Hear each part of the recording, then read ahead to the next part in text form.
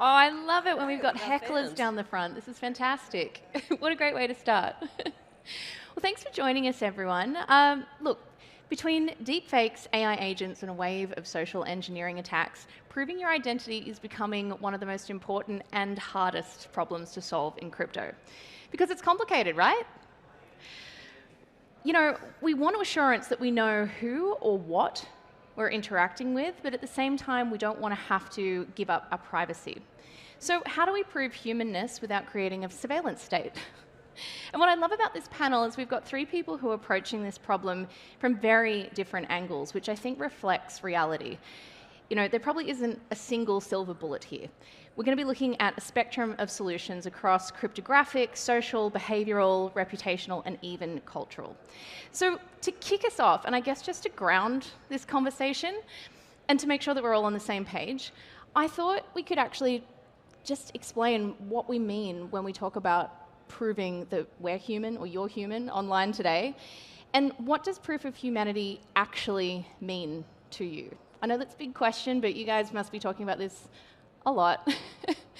Do you want to kick us off, Daniela? Sure. So I'm Daniela Barbosa. I'm the executive director at the Linux Foundation for LF Decentralized Trust, which is an umbrella of open source projects, standards, and specs working on blockchain, decentralized identity, interoperability, cryptography, and many other categories of what we call decentralized technologies, which really touch a lot of what we're going to be talking today, which is identity and proving not only who you are as a human, like I'm a human, I'm online, but also solving trust. You know, how do you trust whether that is an agent or a human? How do you build trust into the models? Accountability. So what happens when either the individual or their agent or something else goes, rogue for a while? And how do you really do that with privacy-preserving methods, meaning that I am not displaying, all sorts of private information and PMI, but I'm really only verifying the pieces. So I'm proving that I'm human. I'm proving that I can be trusted. I'm proving that what I'm doing has accountability. So proof of authority, essentially, to do that. And then I'm also proving, or I have the benefits of privacy as part of that. Andrew, Nick, would you like to add to that? Sure. Andrew Hughes, VP of Global Standards at FaceTech. FaceTech is a face biometrics company that can detect the difference between a real person, a human being, and any kind of fake on the other side of the camera. So we don't get into the can you trust the person as an individual. We just prove that it's a human being. And then our customers take it from that point. So the title of this panel speaks about humanity and the identification data that we all know and love. But we have a very, very tiny piece of proof of human being so that the trust process can extend from there. We give you that human root of trust to complement the digital and cryptographic root of trust from private keys and PKI and blockchains. Hi, Nicholas Kokal is one of the two founders of Pi Network, which is a layer 1 blockchain protocol.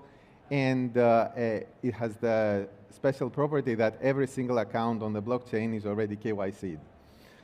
So I think to answer your question, I also want to step back a little bit and say that it depends on the purpose. So in some cases, you need to know who exactly the person is. Like if someone goes to the bank and wants to withdraw money, you really need to know who exactly the person is.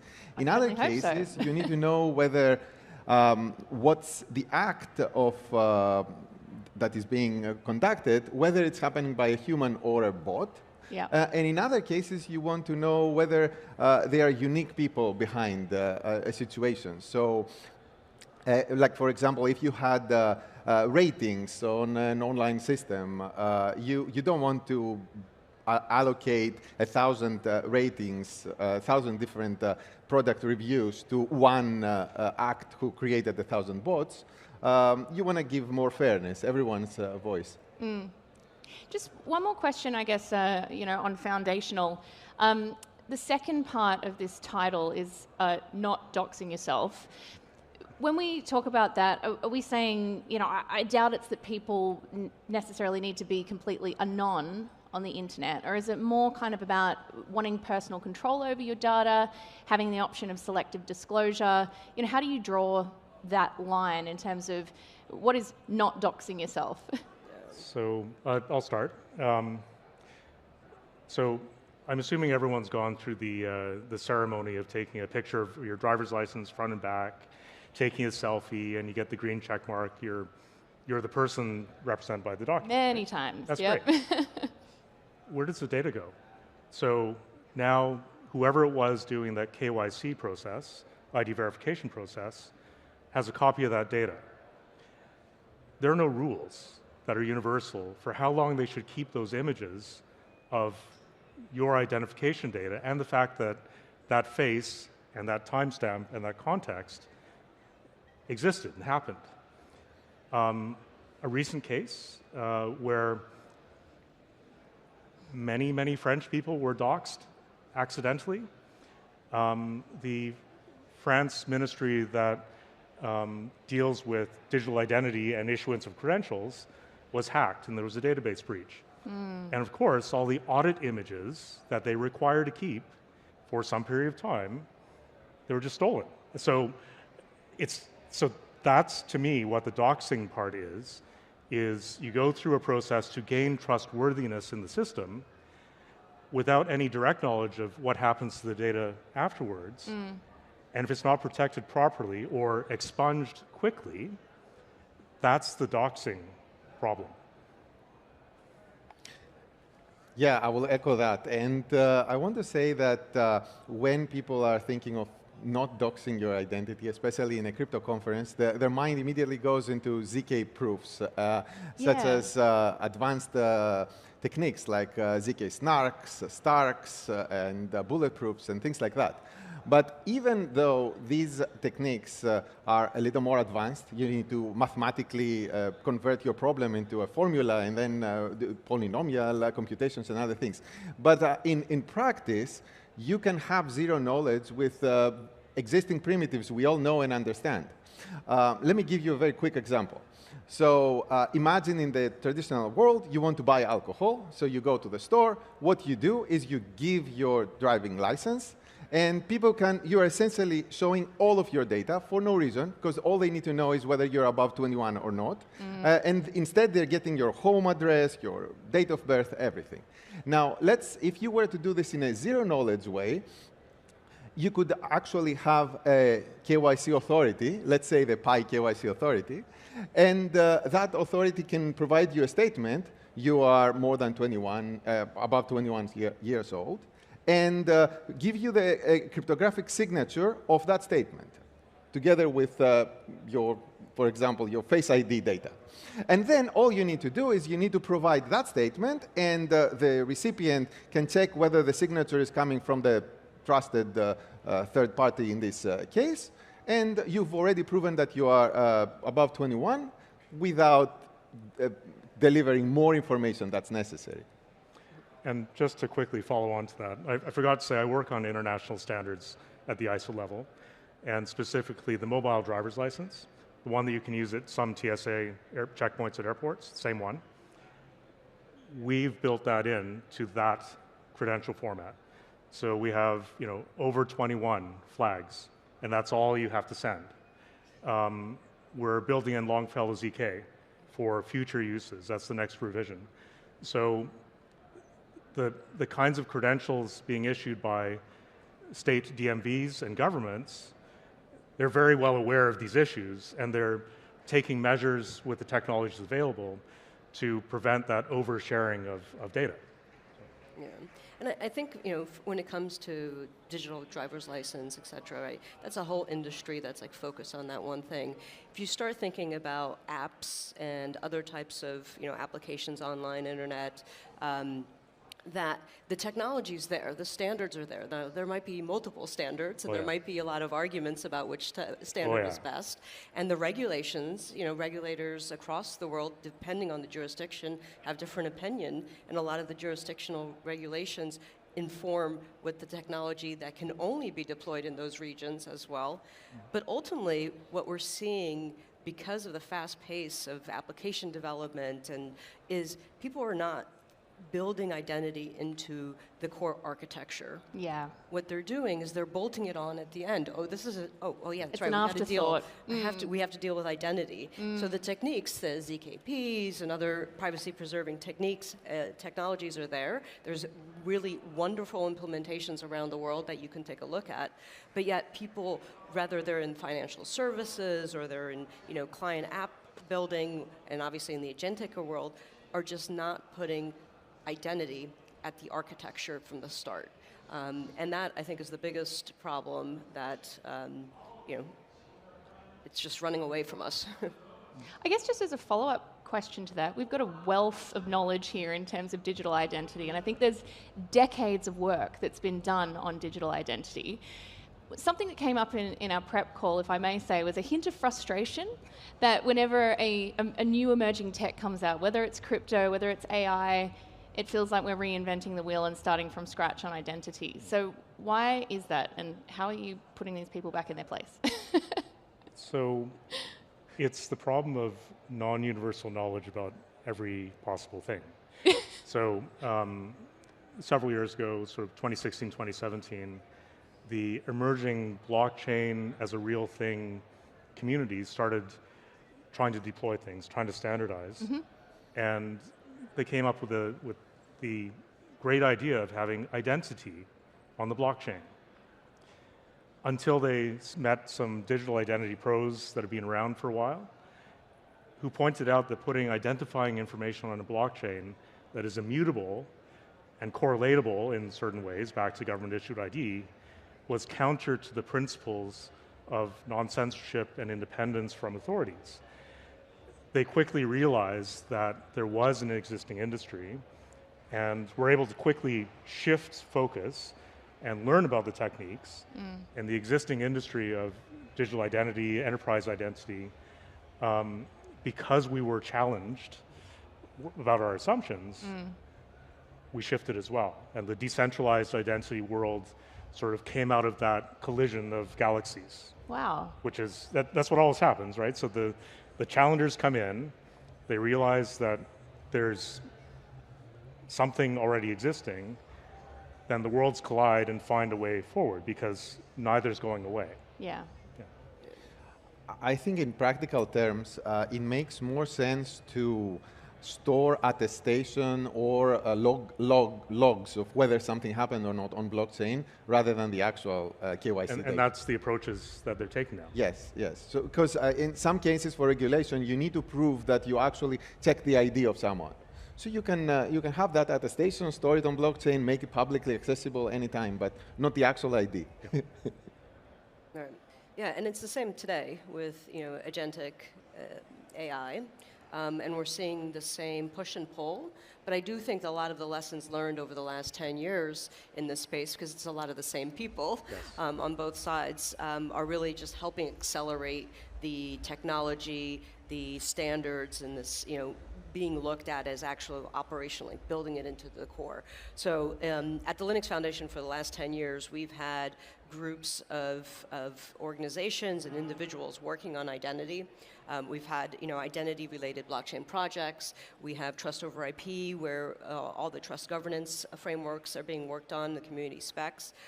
Just in September, a new working group was launched that was called the Decentralized Trust Working Group, Trust Graph Working Group, to specifically work on agentic AI identity opportunities and problems to do so. But I think it's like this, regardless of what other industry. If you back up like 30 years between our, or 20 years before our passports had chips in them, right?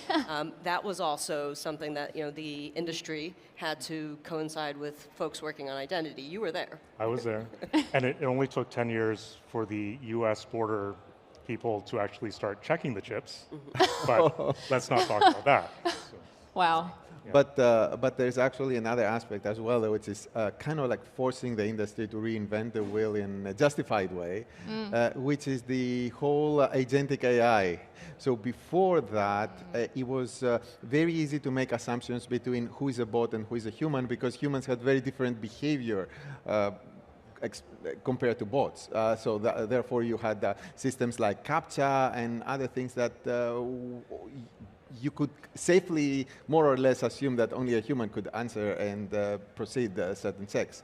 But now, with agents becoming more and more human-like, and the fact that an agent can be replicated to a million agents concurrently running, it creates new challenges for identity that we need to see as a community. So, especially, that was also one of our core principles why we started having fundamental identity KYC verification on the Pi blockchain, because each individual, for example, can have their own primary identity and can run multiple agents if they want, but if the agents are carrying their identity and they are essentially attributing to the original user the behavior, then that's some realistic, good case scenario.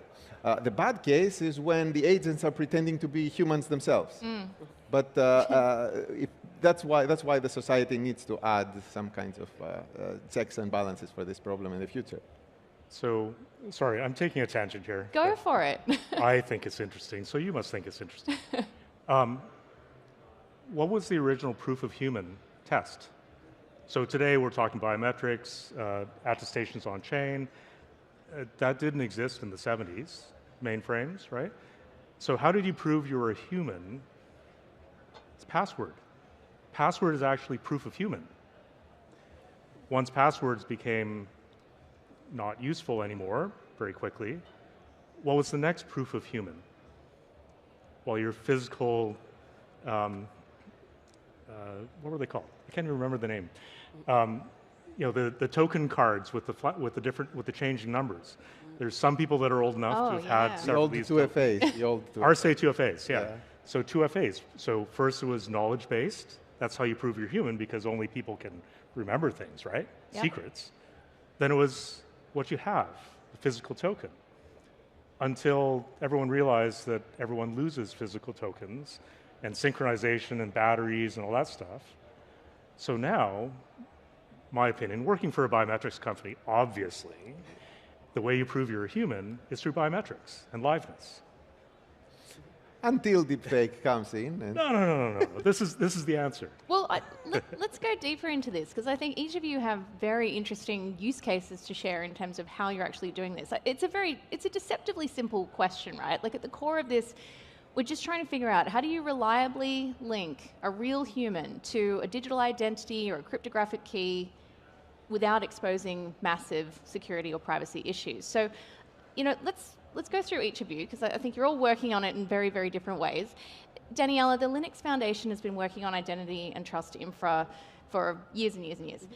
Maybe you want to walk us through the kernel maintainer example, and specifically why it matters even beyond open source. Sure. Yeah. And we're here at Consensus, so the conversation around hacks, and there was a couple of months back, there was a social engineering hack, which actually was a team of individuals that would go from conference to conference. Going to events like this. They got embedded in a community. They I've got goosebumps just thinking about it. They started doing, small contributions into the code base. They eventually got, more trust in that. So it was complete social engineering. It took them months and months and months to do. And we've seen even bigger ones of that as well. So a couple of years ago in the Linux kernel, the same thing, someone that impersonating a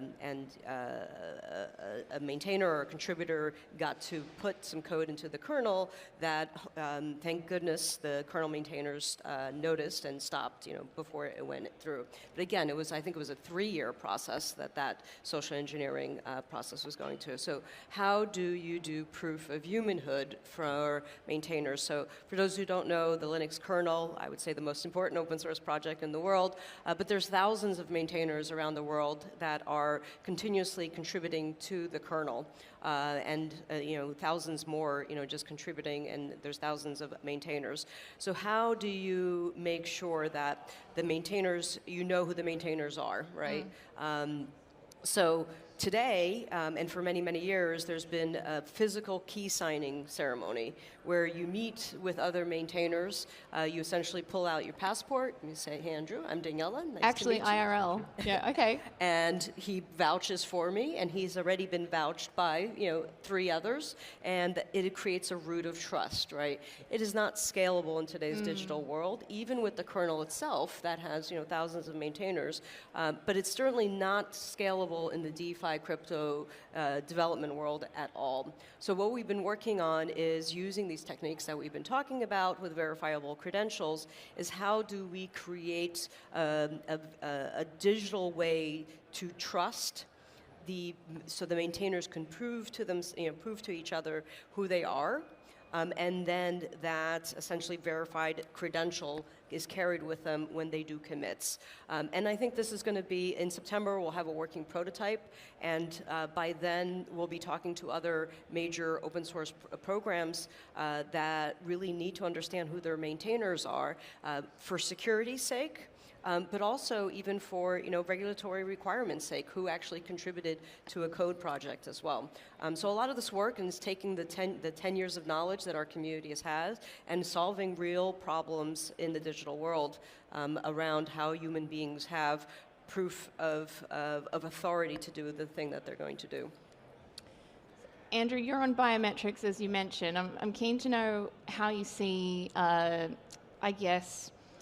how do you see liveness detection evolving when we're sort of seeing this proliferation of AI-generated identities online? So one of the evolutions of digital identity and digital credentials has been a shift towards using multiple signals across multiple sources to establish identification and digital credentials, digital identity. So plugging into what Daniela said, we're getting engaged in the first-person credential project, which is what the Linux maintainers are moving towards. And we're actually adding the signal that it's a person to the other signals and combining them in the verifiable credentials, right? So instead of doing a monolithic, using a big bureau to do a KYC, and then you've got this static identification of a person that lasts forever, the world is moving down to signals and risk context and basically verification at important times and moving closer to continuous verification. So yeah, that's sort of where we fit into this picture, because face biometrics specifically, you need a device with a camera and some software to do the checking. It has to be somewhere, physically somewhere. There's a camera. You can virtualize a camera and do it remotely, but that's incredibly risky when you're trusting the human detection to some remote video feed. Right. So that's why we do stuff right in the hardware with the cameras and the software. So Andrew mentioned this, and like 3 things that the audience can take away, right?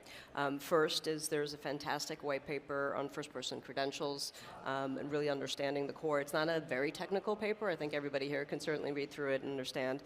Then the second is the concept of personhood credentials, right? Understanding what personhood credentials are, and then topics like verifiable credentials, but also like understanding proof of authority, which goes back to, in the Linux kernel, you have authority to send a commit and put a PR, accept a PR. But how do you do proof of authority in this digital world when it is a person? You can prove that a human is a human, but then how do you send your agents out with proof of authority to do the things on your behalf? How do you revoke that authority? And you change jobs, you change roles, you just don't want to trust that agent anymore. So those are the kind of things, so first-person credentials, proof of personhood, and proof of authority. I think 3 themes that would be really great for everybody to look into. And also with Pi networks, of course, you've got the attestation, which is a signal of proof of documentary evidence of identity as well, right? Yeah, that's right. So in the end of the day, all these cryptographic techniques and all these protections are absolutely necessary on the back end. And what we need to do on the front end, on the system designer's perspective, is we need to create the user experience and the user interface such that people can actually use those systems. Because in the end of the day, if you have a very sophisticated, foolproof system, but people can't use it, or they lose their keys and they completely get locked out, there's no way to recover, then it becomes not as useful as we wanted it to be. People end up not using it, and people end up falling back into very primitive What's forms. your password? What is the last 4 of your social security number? Types of verifications. So yeah, we're big on user experience. A bit of a disconnect between theory and real-world applications. Yeah. We're going to run out of time, but let's do a quick rapid-fire round. If we are lucky enough to find ourselves back here on this stage all together in 2 years, what progress do you hope the industry has made in terms of proving we're human without doxing ourselves? I'll start. I will be an AI agent because I'll be not traveling anymore because jet fuel will be too expensive. Sorry, were you expecting that answer? I wasn't, but I'd want to be able to make sure that I can prove that the AI agent is actually acting on behalf of you. Absolutely. Yeah. Distinguish between Sybil attacks and people being actually able to use agents to empower themselves. So you want your agent to be able to access all these resources online and report to those resources who they represent, so that they can do your work, while at the same time those different services are not bombarded by fake pretending to be human beings. Yeah. So I'm going to be a doomsayer. Love it. There is going to be a major hack. There is going to be a major leakage of identity. Your grandmother is going to be using an agent, and it's going to be horrible. Just like every other industry, this happens all the time. Look at the crypto industry as well. And from that, we're going to learn and hopefully build better systems that really secure and provide privacy, privacy-first systems. And I hope that happens fast, because the rate of technology accelerating today is as never seen before. And I'm grateful for everybody in our community that over the last 10, 15 years has been working on this. And let's make sure that we look at what we've built and use those primitives to build something better. I really wish it didn't have to be that way, but if we look at history, that is usually how things start to change. Something awful has to happen first. So, I mean, you heard it here, don't say you weren't warned. Thank you for an amazing panel, guys. I look forward to seeing you in 2 years to find out how it's all going.